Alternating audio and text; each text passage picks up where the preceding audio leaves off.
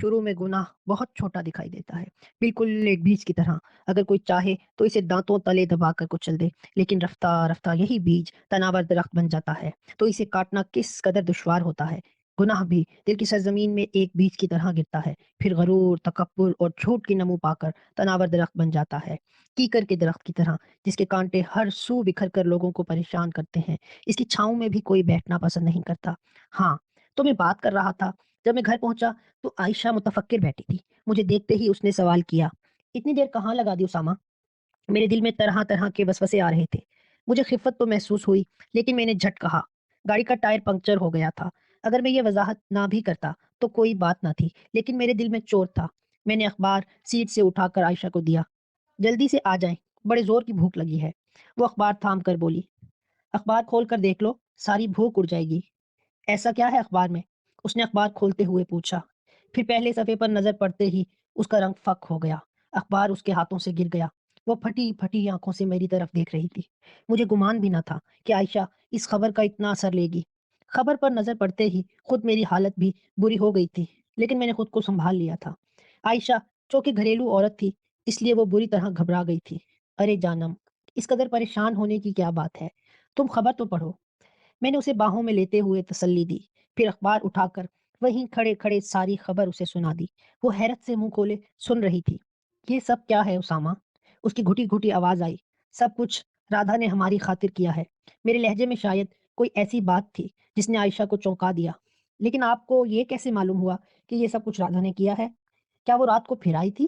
اس کی جھیل سی آنکھوں میں شک کے کنول تیرنے لگے۔ نہیں جان، رات کو میرے فرشتوں کو بھی اس خبر کے بارے میں معلوم نہ تھا۔ واپس آتے ہوئے یوں ہی میں نے اخبار خرید لیا۔ جیسے ہی اس خبر پر میری نظر پڑی، میں بھی تمہاری طرح بدحواس ہو گیا تھا۔ مجھے تو معلوم ہی نہ تھا کہ وہ بدبخت اس قدر اثر و رسوخ والے باپ کی گندی اولاد ہوگا۔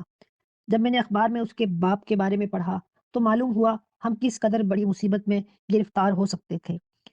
میں پوچھ رہی تھی، آپ کو کیسے معلوم ہوا یہ سب کچھ رادھا نے کیا ہے؟ اس کی سوئی وہیں اٹکی ہوئی تھی۔ ہو سکتا ہے واقعی پارک میں کوئی درندہ آ گیا ہو جس نے ان بدبختوں کو یہ سزا دی ہو۔ وہ شاید رادھا کی مدد تسلیم کرنے پر تیار نہ تھی۔ ہو تو سکتا ہے، تمہاری بات میں وزن ہے۔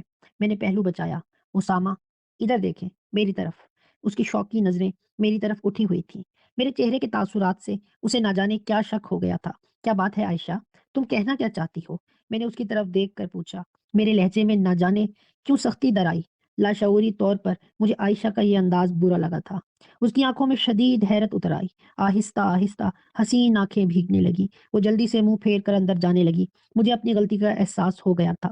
میں نے لپک کر اسے پکڑ لیا اور اپنی طرف گھما کر دیکھا۔ اس کی آنکھوں سے آنسوؤں کی لڑی جاری تھی۔ بس اتنے سے مذاق پر ناراض ہو گئی؟ میں نے اس کی پلکوں پر لرزتے موتی اپنے ہونٹوں سے چن لیے۔ وہ میرے سینے میں منہ چھپا کر سسکنے لگی۔ اسامہ، مجھے لگ رہا ہے جیسے آپ مجھ سے دور ہوتے جا رہے ہیں۔ میں نے پورے زور سے اسے اپنی باہوں میں بھینچ لیا۔ یہ کیسے سوچ لیا تم نے؟ کیا تمہیں میری محبت پر صرف اتنا ہی یقین ہے؟ یقین تو اپنی ذات سے بھی زیادہ ہے، لیکن نہ جانے کیوں میرے دل میں طرح طرح کے وسوسے آ رہے ہیں۔ نہ جانے کیا ہونے والا ہے۔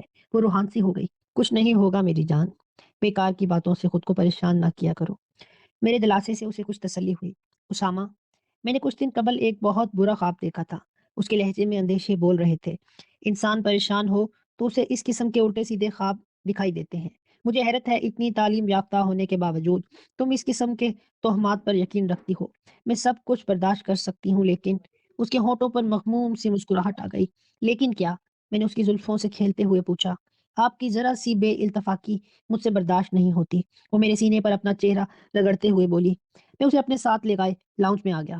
محترمہ، آپ کو تو بڑی سخت بھوک لگ رہی تھی۔ میں نے اسے چھیڑا۔ وہ تو اب بھی لگ رہی ہے، وہ خفیف سی ہو کر بولی۔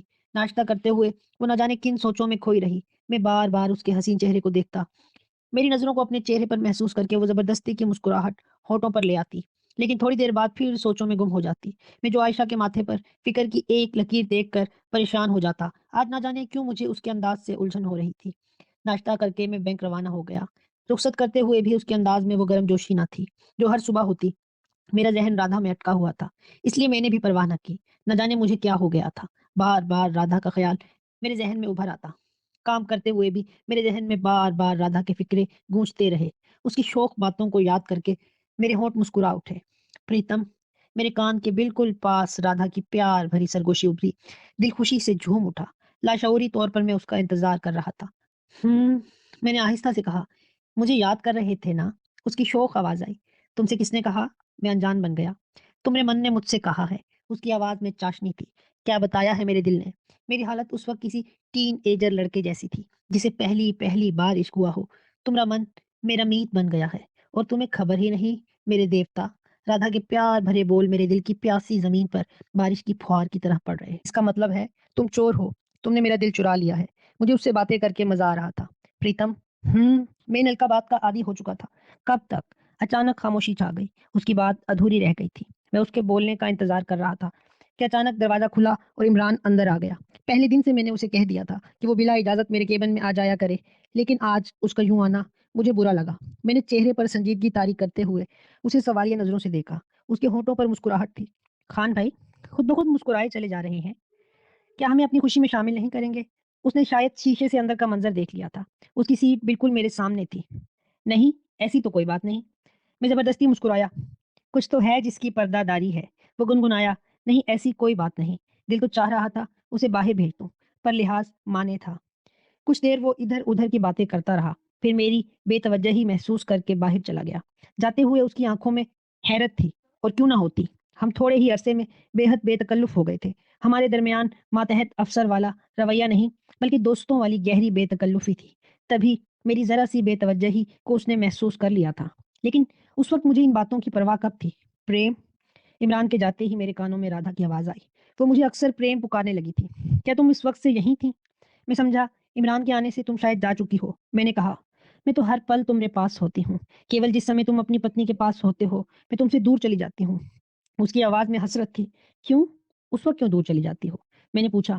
مجھ سے تم دونوں کا ملن دیکھا نہیں جاتا پریتم، مجھے اپنے من پر اختیار نہیں رہتا۔ ڈرتی ہوں کہیں اپنا وچن توڑ نہ بیٹھوں۔ اچھا، تو تمہیں عائشہ سے جلن ہوتی ہے؟ مجھے ہنسی آ گئی۔ میں تم سے جھوٹ نہیں بولوں گی پریم، من کرتا ہے میں اور تم ایک شریر بن جائیں، ہمارے بیچ کوئی نہ ہو۔ موہن، وہ سمے کب آئے گا جب ہمارے بیچ کوئی نہ ہوگا؟ اس کی آواز میں درد ہی درد تھا۔ میرا دل اس کی بات سے دکھی ہو گیا۔ رادھا، تم خود ہی تو کہتی ہو وہ وقت جلد آنے والا ہے۔ میں نے اسے یاد دلایا۔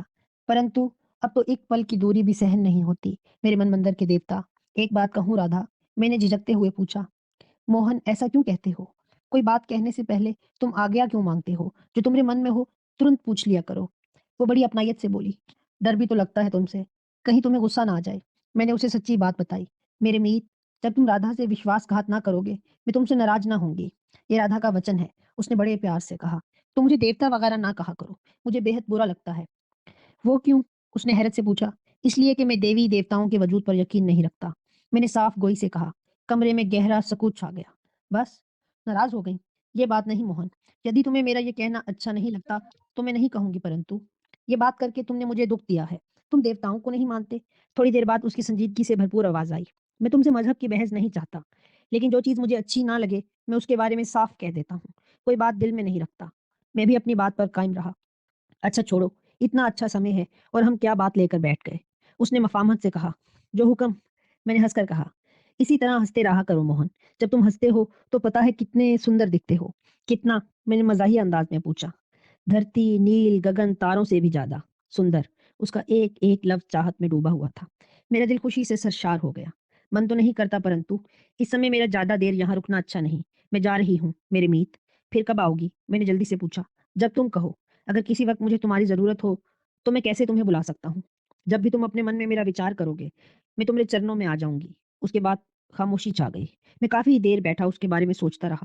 میرا ضمیر مجھے ملامت کر رہا تھا، جبکہ دل کم بخت اس کے راگ الاپ رہا تھا۔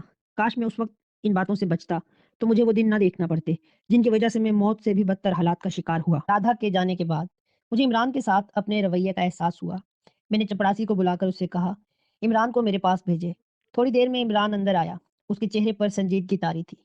ہو سکتا ہے تم مجھ سے ناراض ہو، لیکن بیماری نے مجھے کچھ چڑچڑا بنا دیا ہے، میں نے معذرت آمیز لہجے میں کہا۔ میری اتنی سی بات سے اس کے چہرے پر روشنی پھیل گئی۔ خان بھائی، میں تو سوچ رہا تھا نہ جانے مجھ سے کون سی غلطی ہو گئی جس کی وجہ سے آپ مجھ سے ناراض ہیں۔ اگر انجانے میں کوئی بھول کر بیٹھا ہوں تو آپ جو چاہے سزا دیں، لیکن خدارا مجھ سے ناراض نہ ہوں۔ اس کی آنکھوں میں نمی اتر آئی۔ ارے ارے، یہ کیا؟ اتنی سی بات پر تم رونے لگے؟ مجھے دلی طور پر افسوس ہو رہا تھا کہ میرے رویے نے اس شریف آدمی کا دل دکھایا۔ پیار کو ترسا ہوا ایک تنہا انسان ہوں۔ والدین بچپن میں ہی وفات پا گئے تھے۔ چاچا چاچی نے پالا۔ بھائی بہن بھی کوئی نہیں۔ آپ ملے تو سمجھا میرا بھی کوئی اس دنیا میں ہے۔ آنکھوں میں آئی نمی کو چھپانے کے لیے اس نے منہ دوسری طرف کر لیا۔ تھوڑی دیر خاموشی چھائی رہی، پھر وہ بولا، میں معذرت چاہتا ہوں، نہ جانے کیوں دل بھر آیا۔ معافی نہیں ملے گی، تمہارے اس قصور کی سزا یہ ہے کہ تم لوگ آج رات کا کھانا ہمارے گھر کھاؤ گے۔ میں نے چہرے پر مجنونی سنجیدگی طاری کر لی۔ خان صاحب، کیوں پٹوانے کا ارادہ ہے؟ نازش کا حکم ہے، آج آپ لوگوں کو جیسے چاہے گھر لے کر آؤں۔ میں تھوڑی دیر قبل یہی بات کہنے آیا تھا، لیکن آپ، خیر چھوڑیں۔ اگر آپ اس لاچار بے یار و مددگار فقیر پر تقصیر کو بیوی کے ظلم و ستم سے بچانا چاہتے ہیں تو براہ کرم ٹھیک 8 بجے میرے غریب خانے پر تشریف لے آئیں، ورنہ اگر مجھے کچھ ہو گیا تو اس کے ذمہ دار آپ ہوں گے۔ اس کی وہ شوخی لوٹ آئی تھی جو اس کی فطرت کا حصہ تھی۔ ٹھیک ہے، میں بدولت تمہارے غریب خانے کو رونق ضرور بخشیں گے، میں نے کسی بادشاہ کے انداز میں کہا۔ وہ کون سا کم تھا، جھک کر کورنش بجا لایا۔ میرے دل پر چھایا ہوا غبار ہلکا ہو گیا تھا۔ آج صبح میرا رویہ عائشہ کے ساتھ بھی کچھ اچھا نہ تھا۔ میں جانتا تھا وہ میرے جانے کے بعد خوب روئی ہوگی۔ وہ ایسی ہی تھی، میری ذرا سی بات اس کا دل دکھا دیتی تھی۔ میں نے اس وقت گھر فون کیا، گھنٹی بجتی رہی۔ میں حیران تھا کہ عائشہ فون ریسیو کیوں نہیں کر رہی۔ طرح طرح کے اندیشے میرے دل کو گھیر رہے تھے۔ کچھ دیر بعد ریسیور اٹھایا گیا۔ ہیلو، میں نے دوسری طرف آواز آنے سے پہلے کہا، جی فرمائیے۔ عائشہ کی خفا خفا سی آواز میرے کان میں پڑی۔ کیا آپ مسز اسامہ بات کر رہی ہیں؟ میں نے شوخی سے پوچھا۔ آپ کو کس سے بات کرنا ہے؟ عائشہ کا رویہ ویسا ہی رہا۔ اس گھر میں ایک بہت پیاری سی خاتون رہتی ہیں، سارے جہاں میں ان جیسا حسین اس بندہ ناچیز نے کہیں نہیں دیکھا۔ جب سے انہیں دیکھا ہے دل قابو میں نہیں، بڑے خراب ہیں اور زمانے بھر کے چالاک بھی۔ عائشہ کی مدھر ہنسی سنائی دی۔ تعریف کا شکریہ خاتون، کیا آپ اس بندہ ناچیز کے ساتھ کچھ دیر پیار محبت کی باتیں کر سکتی ہیں؟ ہمارے پاس فضول باتوں کے لیے وقت نہیں ہے، کسی اور نمبر پر ٹرائی کیجیے۔ ٹھیک ہے محترمہ، جو حکم، میں نے ایک مجموعی آہ بھر کر کہا۔ وہ بات کیجیے جس کے لیے فون کیا تھا۔ وہ بولی، حال دل سنانے کے لیے کیا تھا فون، آپ نے کر دیا اس غریب کے دل کا خون۔ میں نے مزاحیہ انداز سے کہا، بڑی شاعری ہو رہی ہے، کوئی حسینہ تو سامنے نہیں بیٹھی؟ عائشہ کی مسکراتی آواز آئی، حسینہ تو ہر وقت آنکھوں کے سامنے رہتی ہے، پر ہے اس کے سینے میں دل کے بجائے پتھر۔ میں نے آہیں بھرنے کا سلسلہ جاری رکھا۔ یہ پتھر آپ کے پیار کی آنچ سے ایک پل میں پگھل سکتا ہے، لیکن جناب کے پاس غریب بندی کے لیے وقت ہی نہیں ہے۔ شکوہ اس کے ہونٹوں پر آ ہی گیا۔ تھوڑی دیر بعد ماں بدولت آپ کی ساری شکایات دور کرنے آ رہے ہیں۔ مزید کچھ دیر ہنسی مذاق کرنے کے بعد میں نے فون رکھ دیا۔ اگر اجازت ہو تو میں باحکم گھر سرکار المعروف ہوم گورنمنٹ چھٹی کر کے امور خانہ داری انجام دینے چلا جاؤں۔ عمران نے اندر آ کر کہا، یار تم کوئی آسان زبان نہیں بول سکتے؟ میں نے اسے گھورا، جان کی امان پاؤں تو کچھ عرض کروں۔ وہ مستی کے موڈ میں تھا۔ میرے رویے نے اس کا دل صاف کر دیا تھا۔ جاؤ بچو جی، تمہیں معطل کیا جاتا ہے کل صبح تک، میں نے اسی کے انداز سے کہا۔ وہ ہنستا ہوا چلا گیا۔ اسے گئے ابھی تھوڑی دیر ہی ہوئی تھی کہ محمد شریف نے اندر آنے کی اجازت چاہی۔ آؤ آؤ محمد شریف، میں اس کے احترام میں کھڑا ہو گیا۔ وہ اپنے والد صاحب کی وفات کی وجہ سے چھٹیوں پر تھا۔ جب وہ اندر آیا تو اس کے چہرے پر مخصوص شفیق مسکراہٹ رقص کر رہی تھی۔ اس نے کچھ کہنے کے لیے ہونٹ کھولے، پھر یکدم بری طرح چونک گیا۔ اس کے چہرے پر سنجیدگی چھا گئی۔ اب وہ لمبے لمبے سانس لے کر کچھ سونگ رہا تھا۔ اس کی آنکھیں یک بیک سرخ ہو گئیں۔ اس اچانک تغیر کی وجہ سے میں پریشان ہو گیا۔ کچھ دیر وہ اسی انداز میں کھڑا رہا۔ دم بدم اس کا چہرہ سرخ ہوتا جا رہا تھا۔ پھر اس نے آنکھیں بند کر لیں۔ اس کی مٹھیاں بھیج گئیں، چہرے پر جلال چھا گیا۔ میں ششدر کھڑا اسے دیکھ رہا تھا۔ اس کی حالت میری سمجھ سے باہر تھی۔ دروازہ کھلا ہوا تھا جسے میں نے بند کر دیا اور اس کی طرف متوجہ ہوا۔ اس کی حالت میں کوئی فرق نہ آیا تھا۔ وہ سرخ چہرہ لیے، آنکھیں بند کیے ساکت کھڑا تھا۔ میں کچھ کہنے والا تھا کہ اس نے آنکھیں کھول دی۔ اس کی آنکھوں میں جیسے آگ کے الاؤ روشن تھے۔ یہ بدبخت ایسے باز نہیں آئے گی۔ وہ بڑبڑایا، تم نے مجھ سے کچھ کہا؟ میں نے اس کی طرف دیکھ کر پوچھا۔ اس نے ایک جھرجھری سی لی۔ وہ جیسے نیند سے جاگا۔ آہستہ آہستہ اس کا چہرہ نارمل ہو گیا، لیکن سنجیدگی برقرار رہی۔ چند لمحے وہ خالی خالی نظروں سے میری طرف دیکھتا رہا۔